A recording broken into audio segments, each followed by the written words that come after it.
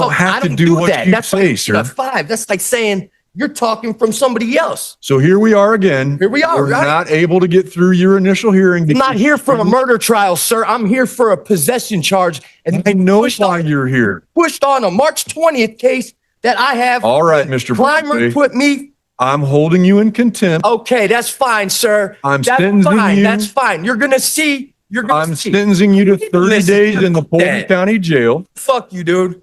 I'm sentencing you to 60 days in the Porter County Jail. How about you send me to the old Porter County Jail that's right there? Because where I'm at is next to the LaPorte Airport, sir. Mr. Broadway, would you like me to add another 30 days? Why don't you add my name right, sir? My name is Jamie Clifford Broadway. Get that right. My name was changed when we came back from the war, another 30 days. I've now sentenced you to 90 days in the Porter County Jail. Whatever. Once you know that, so does Judge Tody. I don't think it's so simple. It is so simple. I'm not a flight risk. You all know where I live at. I'm starting to raise my voice, but I'm always put as a different in this place. I'm required to advise you of your various rights in this matter. You have the right to hire an attorney to represent you. You have the right to have an attorney appointed to represent you if you cannot afford an attorney. You have the right to a public and speedy trial by jury, and you have the right against self-incrimination. I received nothing. Can I say something? Go ahead.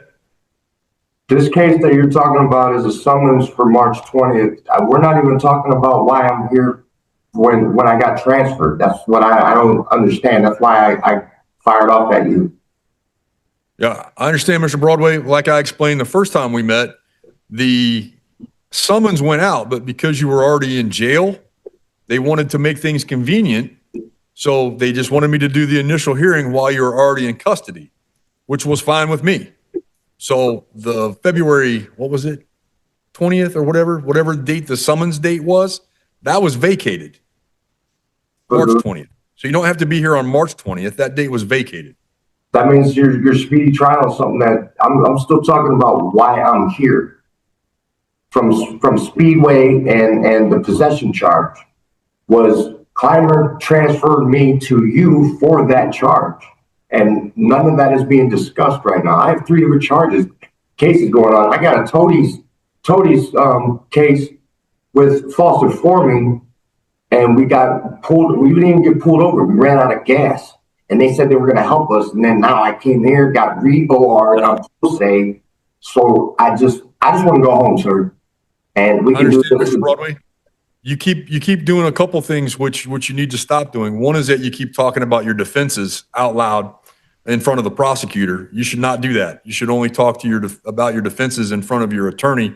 If you're going to represent yourself, you need to do that in some proceeding other than in front of me, because I don't need to hear any defenses until your cases go to trial. You talked about the pending case you have in front of Judge Tody. I'm aware of that.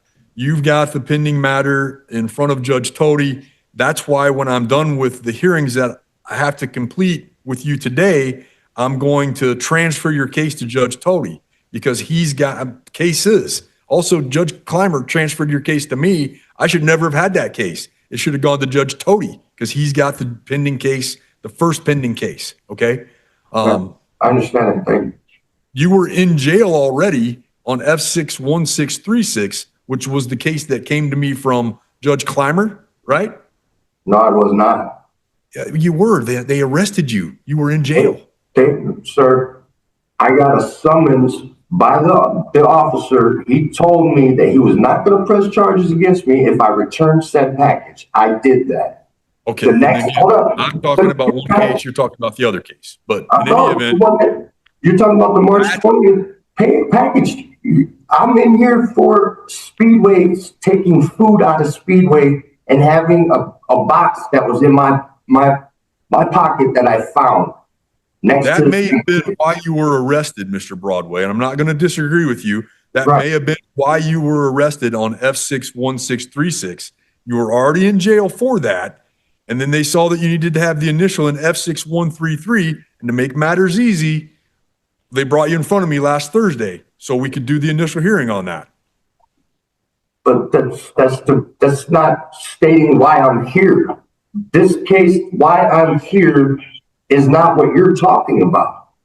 But what I'm saying is The officer said he was not going to press charges if I gave him the said package. I gave it to him. The next day, and my door was even open, and it had a piece of Mr. plastic. Broadway, I need to get through one more part, okay? You keep talking about your defenses. It does not help you. I'm not. I just want to go home, sir. I keep getting set up to be here, and people get let out of here that has worse charges than me. And Mr. Broadway, I need to go through the habitual enhancement notice with you as well. You have been filed, the state has filed a habitual offender enhancement notice on February 24th, 2026. I would like to go through it with you. It says that on or about October 7th, 2024, here in Porter County, you were convicted of a felony in 64D02 2406 F6 6181, maintaining a common nuisance, which occurred on June 5th, 2024, and that based on that conviction, you were sentenced on October 7th, 2024 to 360 days in the Porter County Jail, which was suspended. Do you understand what they allege? no, I don't. That's not my charges. That's not me. My name is Jamie Clifford Broadway. Not James Clifford Broadway. Jamie Clifford Broadway. I don't sir. Explain That's that. what the state alleges for the habitual offender enhancement notice. Do you understand what they allege? I understand that. I hear that, but Okay. I don't agree with it. I understand, and nobody's gonna. In a few minutes, I'll enter a not guilty plea for you on it because you're innocent until proven guilty in this country. I need you to understand that the possible sentence related to the habitual offender enhancement is that you could have an extra 2 to 6 years if you're convicted of a level 6 felony, 2 to 6 years additional term, and it's a non-suspendable additional term. Okay? So if you're found to be a habitual offender, an additional fixed term between 2 to 6 years for level 6 felony can be imposed at the time of sentencing. Do you understand the possible penalty? I do. And okay, that's all I need. And as required by statute, the court will enter a preliminary plea of not guilty for you on the habitual offender enhancement. Now, I'm transferring your case to DO6. Both of these cases get transferred to Judge Tody, and you have a hearing set with him on June the 15th at 8:30. So you'll be back in front of him on June the 15th at 8:30. And you should have copies of the order that I signed yesterday, or I'll sign today if I haven't signed it. That is the sentence for the contempt finding. I found you guilty of contempt last Friday, and I sentenced you to 6 months in the Porter County Jail. That's another reason why you'll be sitting in the Porter County Jail until the June 15th. Well, then I can't go pro se like I got escorted out of your room because, I mean, I don't want to look like this in the courtroom. I want to presume I got court. You said you want to proceed I pro got court se. clothes at home that I was ready for court. You said you want to proceed pro se. You want to proceed pro se. why you can't OR me and I be in court with my suit or tie. And he will have to conduct a Feretta hearing related to the pro se. But in the meantime, I believe I have a duty to make sure you have an attorney within 20 days of being arrested. I don't want an attorney, and sir. I'm going to appoint the Porter County Public Defender Service I don't want that. I'm my own attorney. You know that. So does Judge Tody. I don't It's think so simple. It is so simple. I'm not a flight risk. You all know where I live at. I'm sorry for raising my voice, but I'm always put as a different in this place. For your contempt last Friday. I don't call that being a different. You said something about chickens, sir. That is not professional. We're adjourned.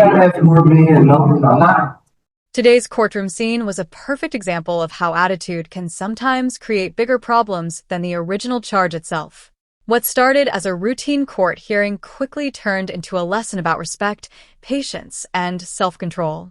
Throughout the hearing, the defendant repeatedly interrupted the judge, argued over procedures, and focused on proving his point instead of listening to what the court was trying to explain.